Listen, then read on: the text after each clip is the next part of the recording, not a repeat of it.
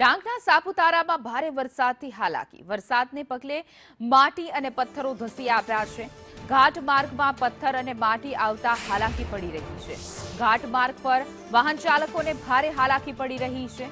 તો સાપુતારામાં જે રીતે સતત અવિરત વરસાદ વરસી રહ્યો છે, ડાંગના સાપુતારામાં ભારે વરસાદના કારણે ઘાટ પર પથ્થરો ધસી આવવાની પણ ઘટના બની છે.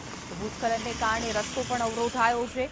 ઘાટ માર્ગમાં પથ્થરો અને માટી જે છે તે નીચે ધસી આવી છે.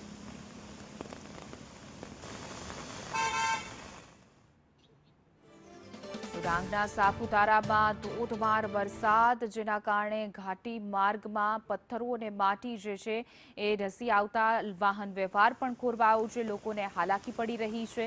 તો સાપુતારામાં 10.1 ઇંચ જેટલો વરસાદ નોંધાઈ ચૂક્યો છે. જે પહાડી વિસ્તારો છે જેના કારણે ભૂસ્ખલનની પણ જે ભીતિ હોય છે સેવવામાં આવતી હોય છે, જેના કારણે આસપાસથી પસાર થતા મુસાફરો પણ ભયમાં પસાર થઈ રહ્યા છે. ઘાટી માર્ગ પર પથ્થરો અને માટી પણ ધસી આવી છે. તો સાપુતારામાં દૂર દૂરથી જે ચોમાસામાં પ્રવાસીઓ મુસાફરો જે છે તે આનંદ માણવા આવતા હોય છે. કુદરતી સોળે કલાએ ખીલી ઉઠ્યું છે, પરંતુ બીજી તરફ સમસ્યા પણ એટલી જ જોવા મળી રહી છે.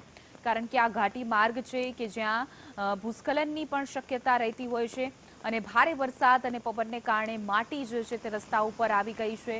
પથ્થરો પણ પડવાની જે સમસ્યા છે એ પણ જોવા મળી રહી છે, જેના કારણે ત્યાંથી પસાર થતા રાહદારીઓ અને વાહન ચાલકોને પણ હાલાકી પડી રહી છે.